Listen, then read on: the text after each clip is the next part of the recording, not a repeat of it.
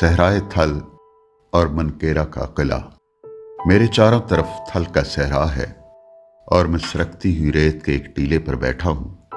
میرے ایک ہاتھ میں درخت کی کاٹی ہوئی ایک خشک ٹہنی ہے جس کے سہارے اونچی نیچی راہوں پر چلتا ہوا میں اس ٹیلے تک آ پہنچا ہوں۔ توازن برقرار رکھنے کے لیے میرے پاؤں نرم ریت میں دھنسے ہوئے ہیں۔ چاروں طرف سکوت ہے۔ سورج اپنا سفر طے کر کے آہستہ آہستہ مغرب کی وادی کی طرف آ رہا ہے۔ وقت جیسے رک گیا ہو۔ یہ منکیرا ہے، صحرائے تھل کے وسط میں واقع ایک تاریخی قصبہ۔ مقامی زبان میں منکیرا کا مطلب ریت کا سرکتا ہوا ٹیلا ہے۔ میں یہاں کل رات ہی پہنچا تھا۔ اسلام آباد کی ہلچل سے دور، بہت دور، صحرائے تھل کے قصبے منکیرا میں ملک صاحب کا ڈیرا ہے۔ ان کی دعوت پر میں 18 ہزاری سے حیدرآباد تھل اور پھر منکیرا کے راستے پر جا رہا تھا۔ یہ جنوری کا مہینہ تھا اور سڑک کے دائیں بائیں چنے کی فصل کی سبز چادر بچھی تھی۔ مارچ تک یہ چادر سبز مخمل کا دبیس قالین بن جائے گی۔ ریتلے ٹیلوں پر تھوڑے تھوڑے فاصلے پر کھگل کے درخت لگے ہوئے ہیں۔ پوٹھوار میں ہم انہیں رک کہتے ہیں۔ بے آب و گیا صحرا میں یہی درخت ہے جو سخت گرمی اور ریتلی زمین میں بھی پھلتا پھولتا ہے اور یہاں کے لوگوں کی معیشت کا سہارا بنتا ہے۔ چنا بھی یہاں کی مقبول فصل ہے اور پھر یہاں کے خربوزے اور تربوز تو ملک بھر میں مشہور ہیں۔ منکیرا کی حدود میں داخل ہوتے ہوتے شام رات میں ڈھل چکی تھی اور دور دور تک اندھیرے کا سمندر تھا۔ ملک صاحب نے شہر کے ہنگاموں سے دور اپنی ایک الگ دنیا آباد کی ہوئی ہے جہاں انواع و اقسام کے درخت، پرندے اور پھل ہیں۔ ڈیرے پر پہنچ کر میں نے دیکھا کہ صحن میں لکڑیوں کا الاؤ دہک رہا تھا۔ کھانا کھا کر ہم الاؤ کے گرد کرسیوں پر بیٹھ گئے۔ ملک صاحب نے بتایا کہ آج ہی ماجد لکڑیاں چیر کر لایا ہے، خاص طور پر اس بون فائر کے لیے۔ اب اس الاؤ کی تپش ہم تک پہنچ رہی تھی۔ لکڑیوں کی آگ کو تیز کرنے کے لیے ہم وقفے وقفے سے اس میں شری کی سوکھی ہوئی ٹہنیاں ڈالتے جاتے۔ ان ٹہنیوں کے ساتھ سوکھی پھلیاں تھیں جنہیں آگ میں ڈالا جاتا تو رات کی خاموشی میں تڑ تڑ کی آواز دور تک جاتی۔ ملک صاحب بتا رہے تھے کہ جب انہوں نے یہاں زمین لی تو دور تک ریت کے بنجر چٹیل ٹیلے تھے۔ 4 سال کی محنت سے اب یہاں سرسبز درختوں کے جھنڈ نظر آتے ہیں اور خوشنوا پرندوں کی چہکار سنائی دیتی ہے۔ ٹیوب ویل کا پانی پکے کھالوں سے ہوتا ہوا کھیتوں کو سیراب کرتا ہے۔ گفتگو کے دوران وقفے وقفے سے ہم دہکتی آگ میں لکڑیاں ڈالتے جاتے اور ساتھ ہی شرح کی خشک ٹہنیوں کی تڑتڑ ماحول کی یکسانیت کو بدل دیتی۔ جو رات گزر رہی تھی دھند کا غبار گہرا ہوتا جا رہا تھا۔ شاید 11 بجے کا وقت ہوگا جب میں سونے کے لیے اپنے کمرے میں گیا۔ اس روز مجھے خوب نیند آئی۔ شاید میں دیر تک سوتا لیکن کھڑکی پر دستک سے میری آنکھ کھل گئی۔ میں نے کھڑکی کا پردہ ہٹا کر دیکھا، باہر کوئی نہیں تھا۔ میں پھر لحاف لپیٹ کر سو گیا۔ کچھ دیر بعد پھر وہی دستک۔ میں نے پردہ ہٹا کر دیکھا، باہر کوئی نہیں تھا۔ خوف کی ایک لہر نے مجھے اپنی لپیٹ میں لے لیا۔ شاید اس کمرے میں کوئی آسیب تھا جسے اپنی جگہ میں کسی کی مداخلت برداشت نہ تھی۔ صبح بیدار ہوا۔ ناشتے کے دوران ملک صاحب نے پوچھا، آپ کو نیند تو ٹھیک طرح سے آئی نا؟ اس سے پیشتر کہ میں کوئی جواب دیتا، وہ بولے، صبح کھڑکی پر دستک کی آواز تو نہیں آئی؟ پھر خود ہی ہنس کر کہنے لگے، میں آپ کو بتانا بھول گیا تھا، صبح سویرے ایک لمبی چونچ والا پرندہ یہاں آتا ہے اور کھڑکی پر اپنی چونچ مارتا ہے۔ یہ اس کا ہر روز کا معمول ہے۔ مجھے رات کے آسیب کا معمہ حل ہونے پر اطمینان ہوا۔ اب میرا دل چاہ رہا تھا کہ دھند چھٹے اور میں گھوم پھر کر اس علاقے کو دیکھوں۔ برآمدے میں چارپائیاں ڈال کر آگ کا الاؤ پھر سے روشن کیا گیا۔ دور دور تک سارا منظر دھند میں لپٹا ہوا تھا۔ 11 بجے کے قریب دھند میں کمی آنا شروع ہوئی تو میں نے درخت کی ایک توانا ٹہنی کو لاٹھی بنایا اور چنوں کے کھیتوں اور مالٹوں کے باغوں کے ساتھ بنے راستوں پر چلنے لگا۔ میرے ارد گرد کھگل کے درخت دو رویا چل رہے تھے۔ اب دھوپ نکل آئی تھی اور شبنم کے قطرے درختوں کی ٹہنیوں اور پتوں پر ہیرے موتیوں کی طرح چمک رہے تھے۔ میں دیر تک اس منظر کے سحر میں گرفتار رہا۔ میرے دائیں طرف چنے کے کھیت میں چند عورتیں بوٹیاں چن رہی تھیں۔ پگڈنڈی کے بائیں طرف ان کی گدا گاڑی کھڑی تھی اور ایک کتا اس کی نگرانی کر رہا تھا۔ وہ عورتیں بوٹیاں چن کر اسی گدا گاڑی پر اپنے گھروں کو لے کر جائیں گی और कुत्ता उनकी हिफाजत के लिए उनके हमराह होगा। मुझे गांव में अपने बचपन के दिन याद आ गए, जब बकरियों और भेड़ों के रेवड़ के पीछे पीछे कुत्ता चल रहा होता था। पगडंडी पर चलते चलते अचानक मुझे एक दिलकश रंगों वाली तितली नजर आई, जो एक दरख्त के पत्तों पर बैठी थी। जनवरी की रुपैली धूप में उसके परिंदों के खुशनुमा रंग चमक रहे थे।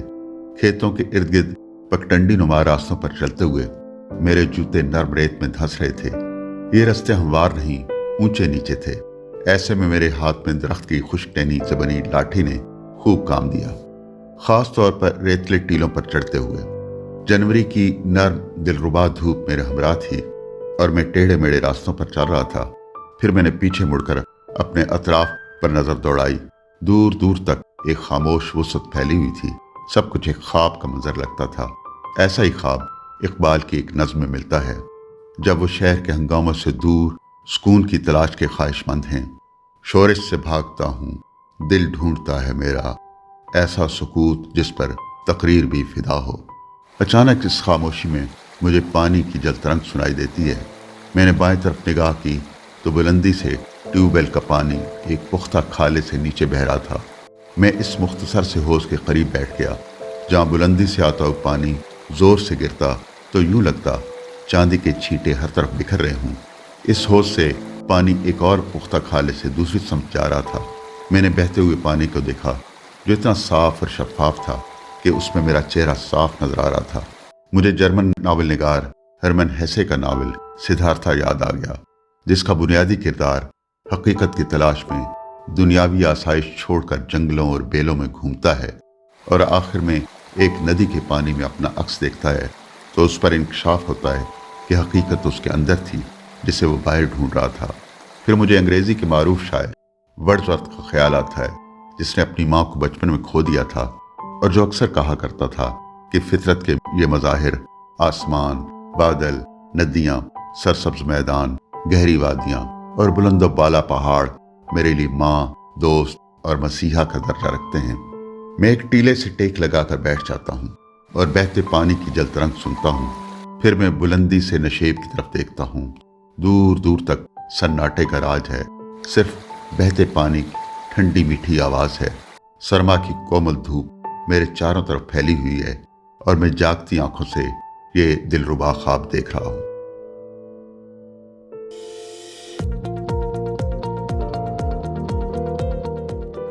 मैं बहते पानी की जलतरंग सुनते हुए इस ख्वाब जैसे मंजर में न जाने कितनी देर महव रहता कि मोटरसाइकिल की आवाज़ से मुझे चौंका दिया। मुझे याद आया मलिक साहब ने यहाँ के एक मुकामी बाशिंदे को अपने डेरे पर बुला रखा था, शायद वही होगा।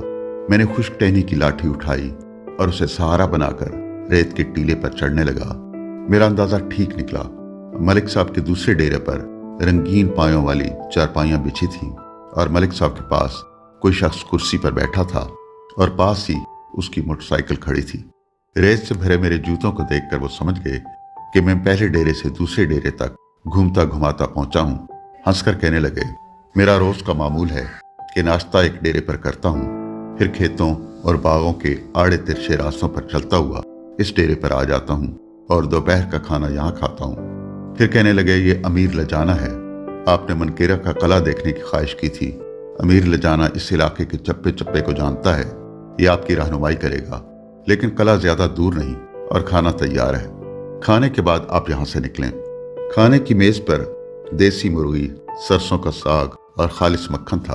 उसके हमरा ताज़ा गाढ़ी और फरत बख्श लस्सी का जग था, जिसने खाने का लुत्फ दोबाला कर दिया।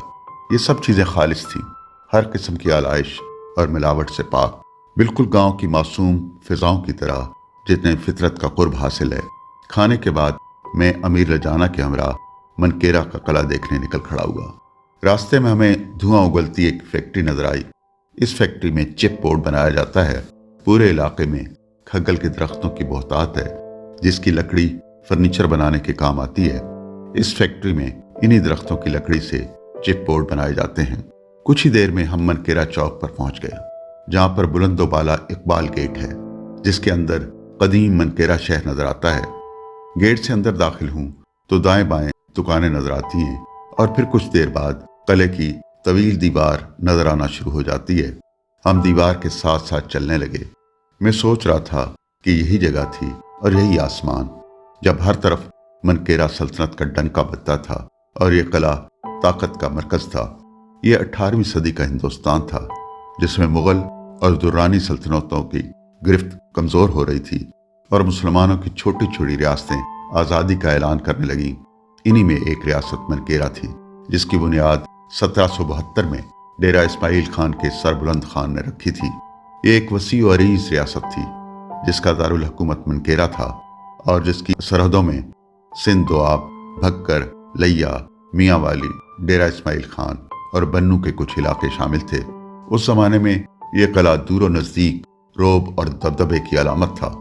یہ وہ زمانہ تھا جب مشرقی اور وسطی پنجاب سکھوں کے قبضے میں چلا گیا تھا اور 1772 میں احمد شاہ ابدالی کی وفات کے بعد افغانوں کا اقتدار بھی کمزور پڑنے لگا تھا۔ ایسے میں سربلند خان کی منکیرا سلطنت عروج کی منزلیں طے کرنے لگی۔ میں قلعے کی وسعت دیکھ کر حیران ہو رہا تھا۔ ریتلی زمین پر اتنی مضبوط بنیادوں کے ساتھ تعمیر کردہ یہ قلعہ یقیناً اپنے وقت کا عجوبہ ہوگا۔ 18ویں صدی کے ہندوستان میں مغلوں اور دورانیوں کے مقابلے میں ایک تیسری طاقت سکھوں کی تھی، جن کا رہنما رنجیت سنگھ تھا، جس نے سکھوں کے مختلف گروہوں کو یکجا کیا اور ادھر ادھر کی ریاستوں کو اپنی سلطنت میں شامل کرنے لگا۔ وہ مختلف ریاستوں پر حملہ کرتا اور ان سے خراج وصول کرتا۔ یوں رنجیت سنگھ کی سلطنت معاشی لحاظ سے ایک مستحکم سلطنت تھی۔ یہی وجہ ہے کہ رنجیت سنگھ کی فوج میں غیر ملکیوں کو بھاری معاوضے پر بھرتی کیا گیا تھا۔ فوج کی ٹریننگ اور جدید اسلحے کے لیے فنڈز مختص کیے گئے تھے۔ یوں پنجاب میں سکھوں کی حکومت ارد گرد کی ریاستوں کے لیے مسلسل خطرے کا باعث تھی۔ 1779 میں رنجیت سنگھ کا پنجاب کے سب سے اہم شہر لاہور پر قبضہ ہو چکا تھا۔ پھر ایک کے بعد ایک ریاست رنجیت سنگھ کا نشانہ بننے لگی۔ اب ہم قلعے کے اس حصے میں آ گئے تھے جہاں ایک مقبرہ تھا۔ یہ مقبرہ سلطنت منکیرا کے بانی سربلند خان کا تھا، جس کا انتقال 1815 میں ہوا تھا۔ یوں 1772 سے 1815 تک وہ بلا شرکت غیر سلطنت منکیرا کا مالک تھا، جس کی سلطنت کی حدیں دور دور تک پھیلی ہوئی تھیں۔ سربلند خان کا مقبرہ کیا ہے؟ عبرت سرائے ہے۔ چند سیڑھیاں چڑھ کر مقبرے میں داخل ہوں تو سربلند خان کی قبر نظر آتی ہے، جس کی لوح پر اس کا نام اور اس کی تاریخ وفات 1230 ہجری درج ہے۔ اس مقبرے کی چھت یا تو بنائی نہیں گئی تھی یا شاید شکستہ ہو کر گر گئی تھی۔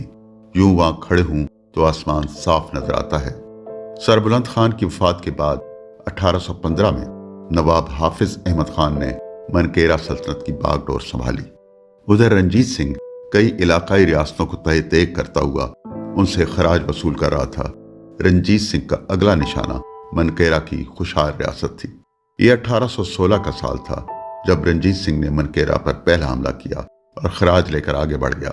دوسری بار 1821 میں رنجیت سنگھ کے لشکر نے ڈیرہ اسماعیل خان پر حملہ کیا، جو سلطنت منکیرا کا حصہ تھا۔ وہاں کے گورنر کو گرفتار کرنے کے بعد رنجیت سنگھ کے لشکر نے منکیرا کا رخ کیا، جو سلطنت منکیرا کا دارالحکومت تھا، جہاں ہر طرف ریت کے ٹیلے تھے اور گرمی سے تپتی ریت پیاس کی شدت کو بڑھا رہی تھی۔ پانی کے فقدان نے رنجیت سنگھ کے لشکر کو پریشان کر دیا۔ آخر انہوں نے کنویں کھودنے شروع کر دیے۔ منکیرا کے علاقے میں پانی کی سطح بہت اوپر ہے، لہذا جلدی پانی کی فراہمی شروع ہو گئی۔ نواب حافظ احمد خان نے ہتھیار ڈالنے سے انکار کر دیا۔ سکھوں نے قلعے کا محاصرہ کیا ہوا تھا اور قلعے کی سپلائی لائن کاٹ دی گئی تھی۔ یہ محاصرہ طول کھینچتا گیا۔ ہر گزرنے والا دن قلعے کے مکینوں کی زندگیاں مشکل تر بنا رہا تھا۔ اب نواب حافظ احمد خان کے ساتھیوں کے حوصلے ٹوٹ رہے تھے اور ان میں سے کچھ نے خفیہ طور پر رنجیت سنگھ کے لشکر کے ساتھ رابطہ کر لیا تھا اور اس کی فوج کے ساتھ جا ملے تھے۔ گھر کے ان بھیدیوں نے رنجیت سنگھ کے لشکر کو قلعے کے کمزور مقامات کے حوالے سے تمام معلومات فراہم کر دیں۔ اب رنجیت سنگھ کے لشکر کے حملے میں شدت آ گئی تھی۔ قلعے کے مکینوں نے بھرپور مزاحمت کی، لیکن اب محاصرے کو 22 دن ہو چکے تھے اور نواب کی فوج میں بلدلی پھیل گئی تھی۔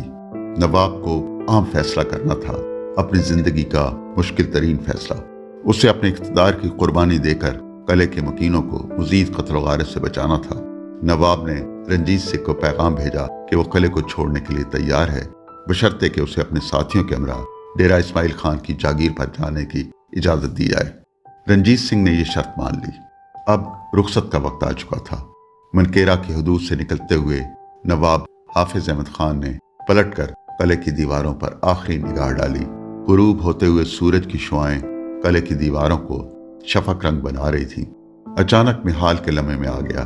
मेरे चारों तरफ थल का सहरा है और मैं सरकती हुई रेत के टीले पर बैठा हूँ। सूरज का गुले सुर्ख दिन भर के सफर के बाद मुरझाकर रात की झील में गिर रहा है। मैं सोचता हूँ सब कुछ कितना आर्जी है। शायद उस शाम नवाब हाफिज अहमद खान ने मनकेरा किले की शफक में डूबी हुई दीवारों को आखिरी बार देखकर यही सोचा होगा।